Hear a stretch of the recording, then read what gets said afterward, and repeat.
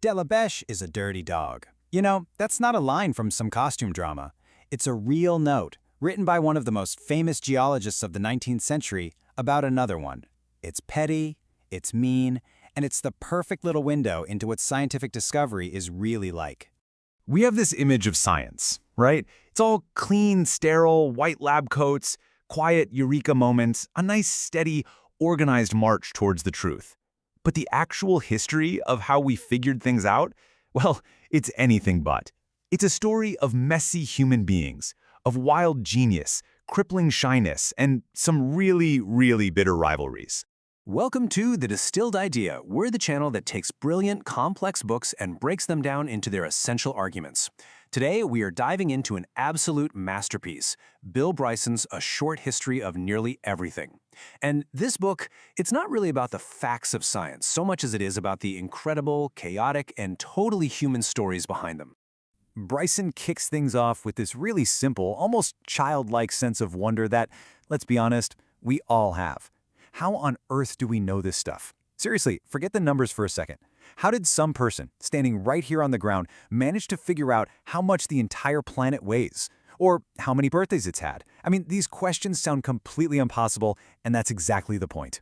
These are the mysteries the book sets out to solve. So here's the book's big idea in a nutshell.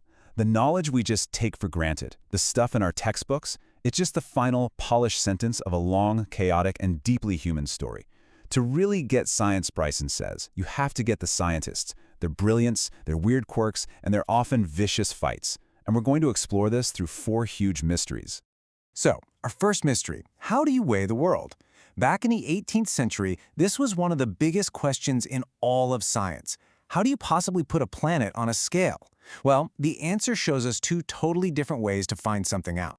On one side, you've got this massive, state-funded expedition. The French Royal Academy of Sciences sends a huge team to the Andes. It takes them 9.5 grueling years. They're battling disease, impossible terrain, and honestly, they were fighting with each other constantly. And in the end, they find out another team had already beaten them to it. Then, you have the other approach. A quiet Englishman who just decides to solve the whole problem by himself, in his house. And this man was Henry Cavendish. Look, we're not just talking about an introvert here. His shyness was, as the book says, bordering on disease. Any kind of human contact was physically painful for him. And this wasn't just some personality quirk. It shaped his entire life and makes what he did completely mind-boggling. Get this, the man was so terrified of people that he had a separate staircase built in his own house just so he wouldn't have to run into his housekeeper. He would literally run away in terror if he accidentally passed a woman on the street. And here is the truly wild part. He discovered stuff like the law of conservation of energy and Ohm's law decades before the people who actually got the credit for them. He just never told anybody. Here was a man totally disconnected from people, but unbelievably connected to the universe. So, working all alone in a locked room, using this homemade gadget of lead balls and wires to measure gravity, this pathologically shy man weighed the Earth. And his calculation? It was so precise it's only 1% off from the number we have today, using technology he couldn't even have imagined. It's just a staggering achievement, born not from a giant expedition, but from a single person's obsession. Okay, so they knew how big the Earth was, and roughly how much it weighed. But the next big question was, how old is it? And this mystery would set up a huge fight between the new science of geology and the absolute titan of 19th century physics. And the answer? It came from somewhere completely unexpected. For centuries, nobody really had a clue. You had Archbishop Usher, who famously calculated that the world was created on October 23, 4400 BC. Later on, scientists tried to get a bit more scientific, estimating it was maybe 75,000 years old. And then, the great Lord Kelvin steps in, the most respected scientist of his day, and based on how fast the Earth was cooling, he declared with absolute confidence that it could be no more than 400 million years old, and probably way younger. The problem was, the geologists and biologists, they needed way more time than that for mountains to rise and evolution to happen. But Kelvin was a physicist. His math was perfect. He was sure he was right. So the geologists knew something was wrong, but they just couldn't prove it. The solution came from a discovery that had seemingly nothing to do with rocks at all: radioactivity. People like Ernest Rutherford figured out that some elements, like uranium, actually decay into other elements, like lead, at a perfectly steady, predictable rate. It's like a perfect clock built right into the rocks themselves. And, this is the crucial part, this process releases energy. It releases heat. This was the one thing Kelvin didn't know about. The Earth wasn't just a cooling cinder. It had its own internal engine, constantly warming it from within. And this discovery didn't just give us the tool to date the planet. It completely blew up Kelvin's timeline and opened our minds to the unbelievable concept of deep time. So now we have a truly ancient Earth. Which leads to a new question. What was living on it for all those millions of years? The discovery of dinosaurs didn't just kickstart a new science, it unleashed some of the most personal and vicious rivalries in history. This is where things get ugly. First, meet Gideon Mantell. He was a country doctor, a passionate amateur fossil hunter. He found this bizarre tooth from a creature nobody had ever seen before, the Iguanodon.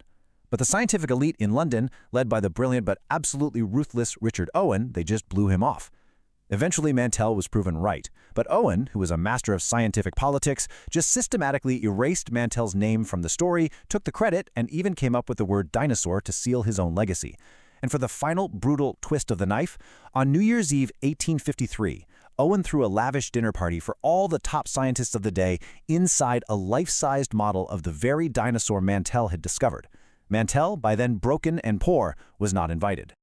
Now, Mantell's story was tragic, for sure, but the rivalry that exploded in America, it took things to a whole new level. Edward Drinker Cope and Othniel Charles Marsh.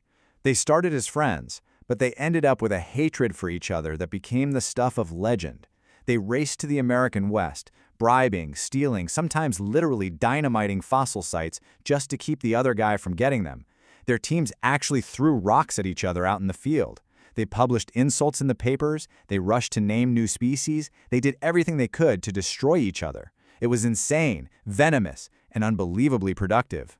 Their all-consuming hatred for each other is the reason we know about most of the famous dinosaurs, from Stegosaurus to Triceratops. It really was science, red in tooth and claw.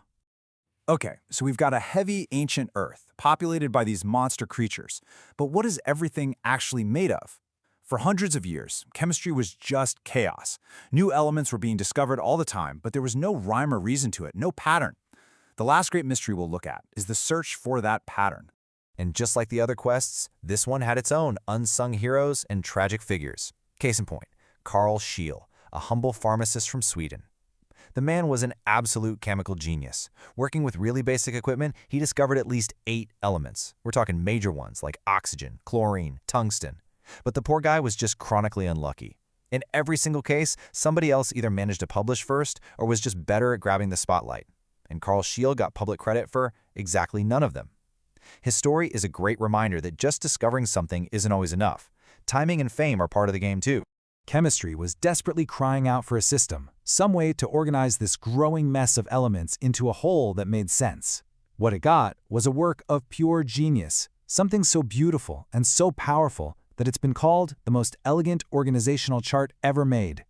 In 1869, a wild-haired Russian chemist named Dmitry Mendeleev was supposedly inspired by a game of solitaire, and he started arranging the 63 known elements not just by their weight, but also by their shared properties. And this is where it goes from clever to pure genius. He realized his table had gaps in it, but instead of thinking that was a mistake, he boldly said, no, these are for elements that we just haven't discovered yet.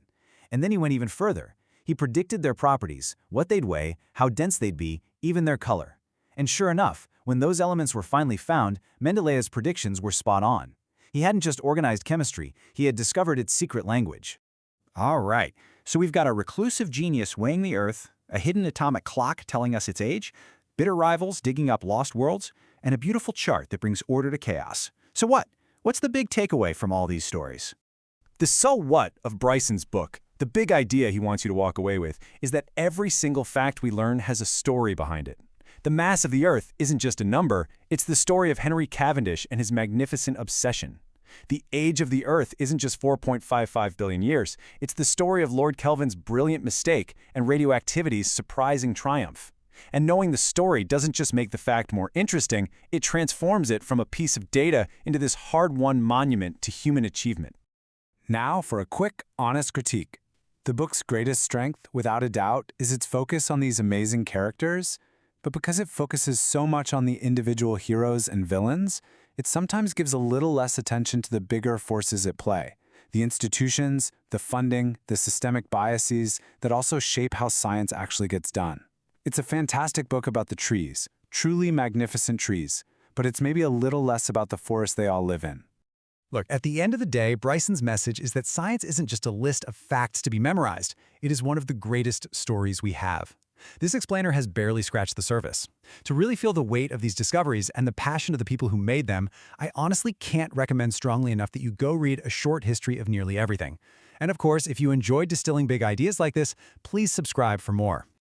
I just want to leave you with one final thought. This whole messy human process that Bryson describes, it's not over. It's happening right now. Scientists are competing, collaborating, getting things wrong, having lucky breaks, and fighting bitter battles over the ideas that we'll one day see as simple, obvious facts. Which really makes you wonder, doesn't it? What scientific facts of today will turn out to have the most surprising human stories tomorrow?